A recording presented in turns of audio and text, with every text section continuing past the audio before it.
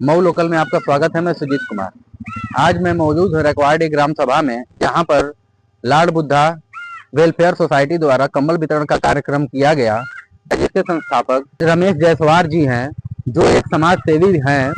उनसे पूछते हैं कि किस प्रकार का कार्यक्रम हुआ है और इससे आप क्या संदेश देना चाहते हैं। ये बताइए किस प्रकार का आप जो आपने अभी कंबल वितरण किया है, मैं लोगों को क्या संदेश जाएगा, इसके बारे में बता दीजिए।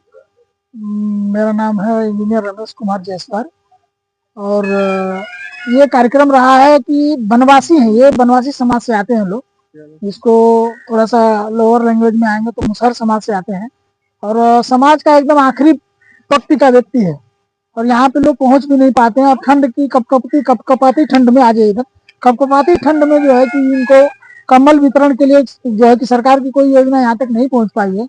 तो हमारे मन में इस तरह से आया कि इन विचारों को जो है कि इनके भी दरवाजे पे जा करके और इनको कंबल वितरण किया जाए। कुछ लोग इसको आपकी राजनीतिक एजेंडे के थ्रू लेते हैं, इससे आप उन लोगों को क्या संदेश देना चाहते हैं? मैं आपको मेरे बैकग्राउंड में थोड़ा सा अच्छा प्रश्न रहा आपका, और मेरे बैकग्राउंड में थोड़ा सा जाइएगा कि मैं इसको चुनाव की दृष्टि से कभी नहीं देखता हूँ। मेरी एक संस्था है Lord Buddha social welfare society और मेरे माँ के नाम से एक संस्था है रमन फाउंडेशन।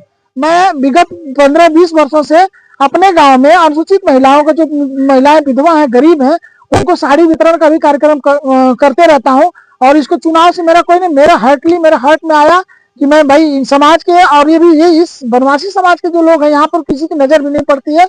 मैं 15 साल पहले यहाँ पे पूरा अंधेरा था 2010 में, वहां पर उस समय भी मैं यहाँ पर बिजली पहुंचाने का कार्य स्वर के खर्चे से और बिजली विभाग के लोगों से थोड़ा सा मदद मांग करके और मैं अपने स्वयं के खर्चे से यहाँ पे बिजली प्रकाश व्यवस्था का भी कार्य किया और अभी भी इनके दुख सुख में मैं खड़ा होने वाला हूँ।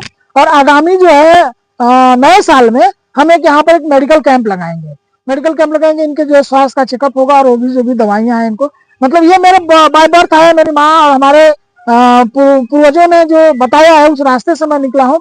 और चुनाव को अगर इसको देखेंगे तो ये राजनीतिक प्रतिद्वंदता होगी और मेरा तो केवल है कि समाज में मैं काम करूं और मेरा ख्वाब भी बहुत है कि मैं गांव के लिए कुछ करूं, क्योंकि हमारा जन्म भले इस मिट्टी में हुआ लेकिन हम लोग कर्म के लिए, अपने रोजी रोटी के लिए गांव से बाहर थे 15-20 साल। अब जो मौका मिला हमारे जीवन का आखिरी क्षण में भी उम्र के 54 वर्ष के ऊपर पड़ाव में आ गया हूँ, तो मैं सोच रहा हूँ कि मेरा आखिरी जीवन जो है कि मेरे गाँव में बीते, अपने लोगों के बीच बीते और इनके सुख दुख में इनके हमेशा कदम से कदम मिला के चलने का कार्य करूँ।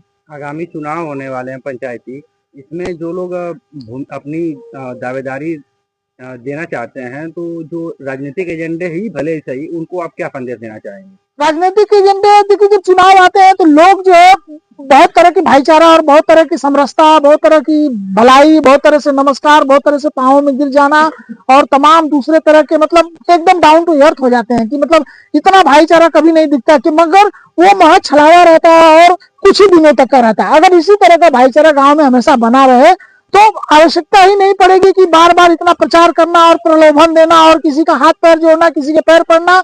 आप देख सकते हैं कि मेरा गांव जितना बड़ा है, ये ग्राम सभा रकवाड़ी, उतने बड़े गांव में हम सुख सुविधाओं से बहुत वंचित हैं। आप इस सड़क को भी देख सकते हैं, सड़क इतनी जर्जर है और इस सड़क को भी मैं जब से गांव में आने लगा तो मैंने इसे जिला पंचायत से अभी इसका कार्य जो है टेंडर करा दिया हूँ, इसका जल्द ही कार्य शुरू होगा। और रही बात मेरे बस्ती में विकास का बहुत अभाव है। इसी सब पीड़ा को लेकर के मैं उतरा हूँ कि मैं समाज के लिए कुछ कार्य करूं और इनके बीच में ही रहूं। धन्यवाद।